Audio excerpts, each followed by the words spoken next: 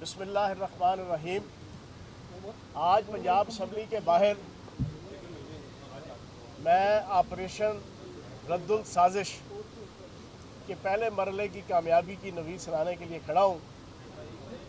پوری پاکستانی قوم جانتی ہے کہ آج سے 4.5 مہینے پہلے ایک آپریشن رجیم چینج سٹارٹ ہوا تھا۔ وہ آپریشن رجیم چینج امریکی ڈالرز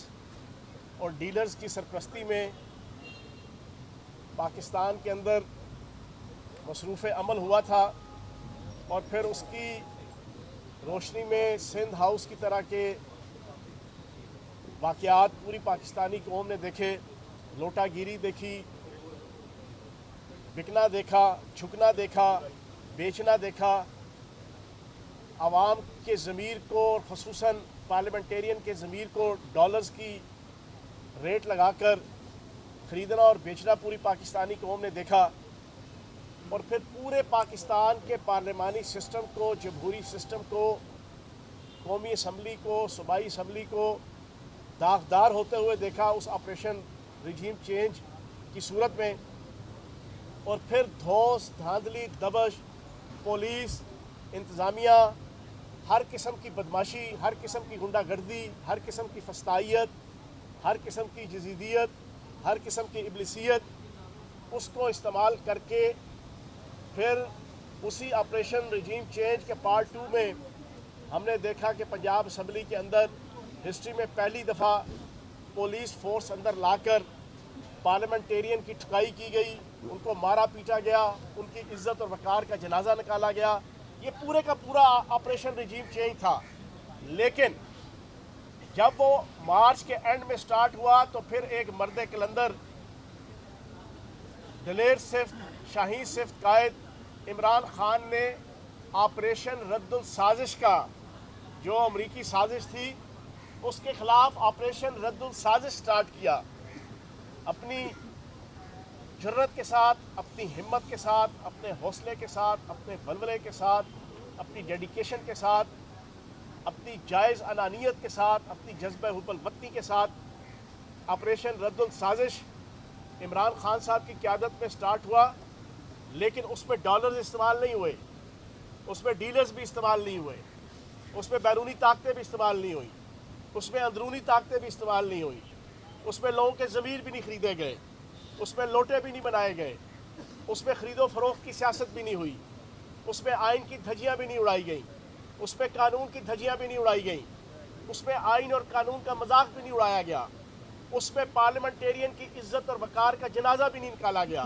اس میں عوام کی عزت اور وقار کو سر عام نیلام بھی نہیں کیا گیا۔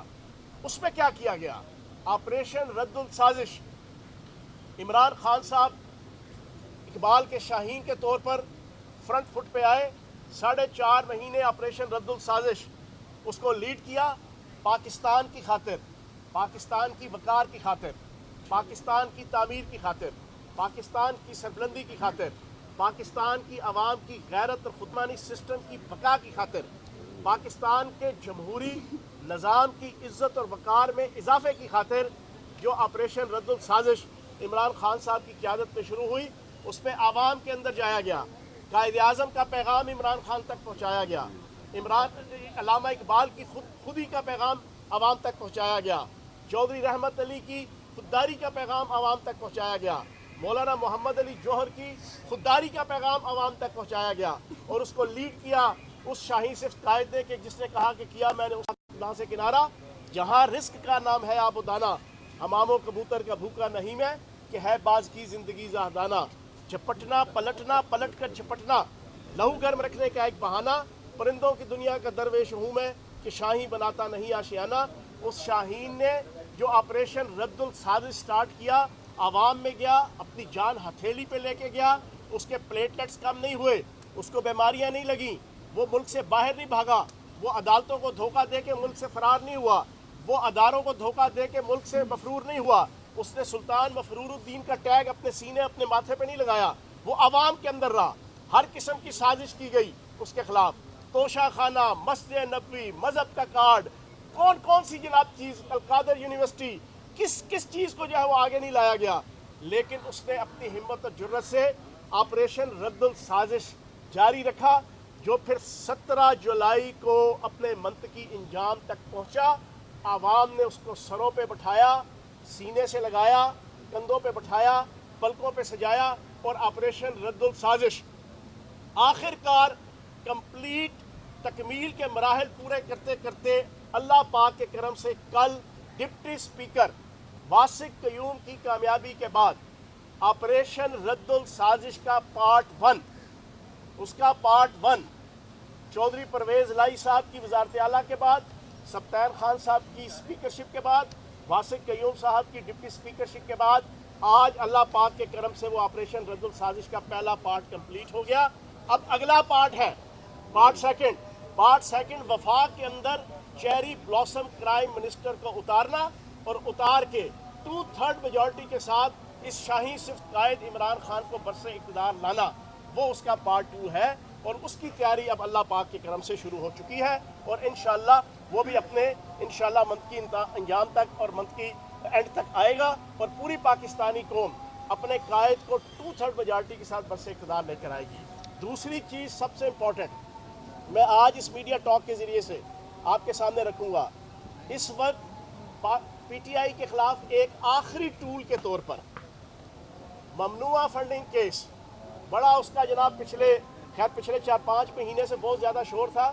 لیکن اب آپ آخری جو 6-7 دن ہے جس میں یہ پوری آل پاکستان لوٹ مار ایسوسی ایشن ناکام اور نامراد ہو گئی، اور آپریشن رجیم چینج اپنے منطقی انجام تک پہنچنا شروع ہو گیا، آپریشن رد السازش کامیاب ہونا شروع ہو گیا۔ اب انہوں نے آخری ٹول کے طور پر اس وقت ممنوعہ فنڈنگ کیس کے اوپر بڑا کڑائی میں ابال لانے کی کوشش کر رہے ہیں۔ بنیادی طور پر یہ فارن فنڈنگ کیس نہیں ہے، فارن فنڈنگ کیس نون لیگ اور پیپلز پارٹی کے خلاف چل رہا ہے، ہمارا تو ممنوعہ فنڈنگ کیس ہے۔ ممنوعہ funding case political party election act 2017 کے مطابق اس میں زیادہ سے زیادہ اس کی سزا جو ہے وہ آپ کی اگر ممنوعہ قرار پا جاتی ہے کوئی فنڈنگ کسی پارٹی کو، تو وہ فنڈنگ ضبط ہو جاتی ہے، اس کے علاوہ اس کا کوئی سزا یا کوئی اس کی جزا نہیں ہے۔ لیکن میں آج اس میڈیا ٹاک کے ذریعے سے کچھ موٹی چیزیں پنجاب اسمبلی کے باہر کھڑے ہو کے آپ کے سامنے کروں گا۔ اچھی خاصی چیزیں پچھلے 3-4 دنوں میں پی ٹی آئی کے رہنماؤں نے بیان کر دی ہیں، لیکن تذکیر کے طور پر دوبارہ یہ کیس 2017 میں اسلام آباد ہائی کورٹ کے سپریم کورٹ کے فیصلے کے مطابق تینوں پارٹیوں کے خلاف یکساں چل رہا ہے۔ سپریم کورٹ نے 2017 میں فیصلہ دیا تھا کہ تینوں parties P T I, Noon League اور پیپلز پارٹی، الیکشن کمیشن تینوں پارٹیوں کے حوالے سے جو کوئی درخواست آئی ہے اس میں ان کی ممنوعہ funding case, foreign funding case کے حوالے سے انویسٹیگیٹ کرے۔ 2017 سے لے کے اب تک 5 سالوں میں تقریباً تمام کی تمام پروسیکیوشن کمپلیٹ ہو چکی ہے تینوں پارٹیز کے خلاف، اور سپریم کورٹ کا فیصلہ ہے کہ تینوں پارٹیز کا مشترکہ ایٹ اے ٹائم فیصلہ دینا ہے۔ یہ 2017 میں سپریم کورٹ نے دیا ہے۔ اب اس میں پوزیشن کیا ہے؟ ہم نے جناب اپنی سکروٹنی کے حوالے سے تمام جو 40-50 ہزار ڈونرز تھے ان کی پوری ڈیٹیل، ان کے شناختی کارڈ، ان کے ویئر اباؤٹس، ان کے پرٹیکولرز، ان کی ایک چیز ہم نے الیکشن کمیشن میں سبمٹ کروا دی ہے۔ دوسری طرف ہماری جو دوسری 2 پارٹیاں ہیں جو اس وقت بڑا چلا رہی ہیں، چیخ رہی ہیں اور بڑا ٹیمپو بنا رہی ہیں اپنی طرف سے، حقیقت یہ ہے کہ 76 کروڑ تقریباً 72 کروڑ نون لیگ کا 72 کروڑ روپیہ ہے جو فارن فنڈنگ ہے، جس کا ریکارڈ ہی کوئی نہیں ہے۔ یہ اس 5 سال کی ہیئرنگ کے اندر ثابت ہو چکا ہے الیکشن کمیشن کے اندر 72 کروڑ روپے کی فنڈنگ ہے، فارن فنڈنگ، جس کا کوئی ریکارڈ نہیں ہے کہ کہاں سے آیا، کیوں آیا، کس نے دیا، اس کے ویئر اباؤٹس کیا ہے، اس کا نام کیا ہے، اس کا شناختی کارڈ کیا ہے، وہ پاکستانی ہے، وہ پاکستانی نژاد ہے، وہ ڈبل نیشنلٹی رکھتا ہے نہیں رکھتا ہے، کوئی ریکارڈ نہیں ہے۔ اور پیپلز پارٹی کا 36 کروڑ روپیہ ہے، 36 کروڑ روپیہ جس کا کوئی ریکارڈ ہی نہیں ہے۔ پھر دوسری بڑی امپورٹنٹ چیز سن لیں، تقریباً 9 اکاؤنٹس ہیں پیپلز پارٹی اور نون لیگ کے جو انہوں نے چھپائے ہوئے ہیں، اس کا ابھی تک کوئی ریکارڈ نہیں دیا جا رہا۔ اور میں یہ سمجھتا ہوں اس طرح کی اور مزیدار بات یہ کہ یہ دونوں پارٹیاں پراپر اس 5 سال کی انویسٹیگیشن کے اندر ثابت ہو چکا ہے کہ چور چوری سے تو جائے ہیرا پھیری سے نہ جائے کہ عین مترادف یہ اپنا مرغوب مطلوب مشغلہ منی لانڈرنگ انہوں نے پارٹی اکاؤنٹ سے بھی منی لانڈرنگ اربوں روپے کی ہوئی ہے، اربوں روپے کی منی لانڈرنگ، اور یہ ساری چیزیں ثابت ہیں۔ تو جناب ہم بڑا اوپنلی کہیں گے اگر کسی کے وہم و گمان میں ہے کہ وہ اس ممنوعہ فنڈنگ کیس کے ذریعے سے کوئی ویسٹرن انٹرسٹ پی ٹی آئی کے خلاف گین کر لے گا یا ہمارے چیئرمین عمران خان صاحب کے خلاف، تو وہ عقل کا اندھا اور دانش کا لولا اور لنگڑا وہ اپنے دماغ میں ڈال لے کہ ایسی کوئی چیز پاکستان کی 22 کروڑ عوام ایکسیپٹ کرنے کو تیار نہیں ہوں گی، اور نہ ہی اور اس کے جو ریپرکشنز آئیں گے وہ بھی آپ کے سامنے ہوں گے۔ تینوں پارٹیز کے جناب آپ لے کر آئیں، حقائق کی روشنی میں لے کر آئیں، جو انویسٹیگیشن ہوئی ہے آپ اکٹھا فیصلہ لے کر آئیں، سو بسم اللہ، ہم حاضر جناب، تیر بھی ادھر، کمان بھی ادھر، میدان بھی ادھر، توپ بھی ادھر، سب کچھ ادھر، ہم تو بھاگنے والے نہیں، نہ عمران خان صاحب بھاگنے والے ہیں۔ تو ایک تو یہ ممنوعہ فنڈنگ کیس کے حوالے سے بڑی پاکستانی عوام بھی کلیئر رہے اور پی ٹی آئی کے کارکنان اور عہدیداران بھی رہے، انشاءاللہ یہ والا ڈھکوسلا بھی ان کے منہ پہ جا کے بجے گا اور یہ منہ کے بل گریں گے۔ اور آخری چیز، مولوی فضل الرحمان پچھلے کوئی 1.5-2 ہفتے سے انتہائی گھٹیا اور غلیظ قسم کی زبان پی ٹی آئی کے کارکنان اور پی ٹی آئی کی جو خواتین کارکنان ہیں یا پی ٹی آئی سے متعلقہ جو خواتین ووٹرز ہیں ان کے حوالے سے استعمال کر رہا ہے، اور بیٹھ کے اس کا ویسے ذہنی حالت خراب ہو چکی ہے پچھلے کئی سالوں سے۔ ایک علی امین گنڈا پوری کافی ہے اس کے لیے، ڈیرہ اسماعیل خان میں اس کا ہوش ٹھکانے لگانے کے لیے، لیکن کیونکہ اس کی سیاست بالکل صاف ہو چکی ہے، ایک وہ اور ایک وہ ایمل ولی خان اور غفار خان کا وہ پوتا اور پڑپوتا جس کے دادے نے بھی جو ہے وہ پاکستان میں دفن ہونا پسند نہیں کیا، وہ جناب کانگریسی گاندھی تھے، جناب سرحدی گاندھی تھے مشہور زمانہ، اس کا دادا نے بھی جناب قبول نہیں کیا پاکستان کے ساتھ رہنا۔ 1946 کا مشہور زمانہ الیکشن، جس الیکشن کی وجہ سے پاکستان کی بنیاد پڑی تھی، اس الیکشن کے اندر ساری دنیا جانتی ہے بلوچستان کا جو گاندھی تھا وہ عبدالصمد اچکزئی، محمود خان اچکزئی کا باپ تھا، اور ایمل ولی خان کا دادا غفار خان سرحدی گاندھی تھا جس نے کھل کھلا کے پاکستان کی مخالفت میں الیکشن میں حصہ لیا تھا، اور پھر پاکستان میں مرنے کے بعد اس نے دفن ہونا گوارا نہیں کیا تھا، اس نے کہا تھا مجھے جلال آباد دفن کیا جائے، تو جلال آباد میں اس کی قبر ہے۔ وہ کہتا ہے کہ عمران خان کو ٹھکانے لگا دو، اور یہ مولوی فضل الرحمان کہتا ہے جناب ہم زمین گرم کر دیں گے اور جناب تتلیوں کو مسل دیں گے۔ مولوی فضل الرحمان تم جہاں پہ بیٹھو گے وہاں پہ زیادہ سے زیادہ تم کھڈا کر سکتے ہو، اور کچھ اور چیز اگر اپنی اس بیٹھنے کے عمل کو اور تھوڑا آگے بڑھاؤ گے تو تھوڑا بڑا کھڈا کر لو گے، اس سے زیادہ تم کچھ نہیں کر سکتے، اس سے زیادہ تم کچھ نہیں کر سکتے۔ تم وہ مکروہ اور غلیظ چہرہ ہو اور تم وہ مکروہ اور غلیظ کریکٹر ہو اس پاکستان کی سیاست میں۔ میرا ایک دیوبند گھرانے سے تعلق ہے، فخر ہے مجھے، تم علماء دیوبند کی جناب عزت اور وقار کی شان کے اوپر دباؤ۔ مولانا قاسم نانوتوی رحمۃ اللہ علیہ، مولانا رشید احمد گنگوئی رحمۃ اللہ علیہ، مولانا اشرف علی تھانوی رحمۃ اللہ علیہ، اور تم علماء دیوبند کی وہ عظیم الشان دین کی جو خدمات ہیں، آج تم علماء سو بن کے تم اس کو جناب اپنے خاندان کے لیے اور اپنی پیٹ پوجا کے لیے استعمال کر رہے ہو۔ آخری ایک بریکنگ نیوز میں دوں گا اس مولوی فضل الرحمان کو،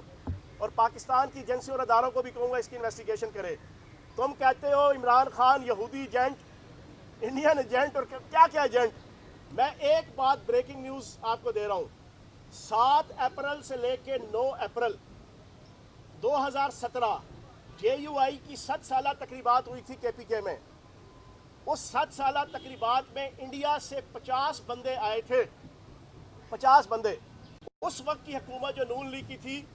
اس کی اپروول کے ساتھ ان میں سے کسی بندے کی نہ سامان کی چیکنگ ہوئی تھی نہ ان بندوں کی زیادہ انویسٹیگیشن ہوئی تھی۔ وہ 50 کے 50 بندے انڈین را کے بندے تھے، اور وہ جو ڈالرز کے تھیلے اور بریف کیس بھر کے لائے تھے وہ اس انڈیا کے اس ایجنٹ کو لے کے آئے تھے کہ جس نے ایک دفعہ نہیں پچھلے 25 سالوں میں انڈیا میں کھڑے ہو کے کہا تھا، مولانا غفور حیدری اور مولوی فضل الرحمان مشرف دور کے اندر انڈیا گئے تھے اور واگا بارڈر پہ انڈیا والی سائٹ پہ کھڑے ہو کے انہوں نے کہا تھا کہ جناب شکر ہے میرے بزرگ جو ہے وہ پاکستان کی بنانے کی غلطی میں شامل نہیں تھے، اور انہوں نے کہا تھا کہ پاکستان اور انڈیا کی کنفیڈریشن بننی چاہیے، ان کی جناب خارجہ اور ان کی داخلہ اور ان کی تمام معاملات جو ہے وہ مشترکہ ہونے چاہیے۔ یہ وہ انڈین ایجنٹ ہے جس کے باپ دادا نے بھی، جس کے اباؤ اجداد نے بھی، اور آج وہ خود بھی وہ اس کے اشارے پہ ناچ رہا ہے۔ میں مطالبہ کروں گا وہ جو 50 بندے آئے تھے وہ انڈین را کے بندے تھے اور 2017 میں آئے تھے، پوچھا جائے کہ وہ وہاں پہ کون سے تھیلے اور بریف کیس بھر کے لائے تھے۔ تو مولوی فضل الرحمان، تم بات کرنے سے پہلے 100 دفعہ سوچا کرو، نہ تمہارا چہرہ ہے، غلیظ زبان، اور اپنے غلیظ چہرے کو عورتوں کے حوالے سے اتنا گھٹیا طریقے سے استعمال نہ کرو۔ تم دین کا نام استعمال کرتے ہو، تمہیں شرم آنی چاہیے،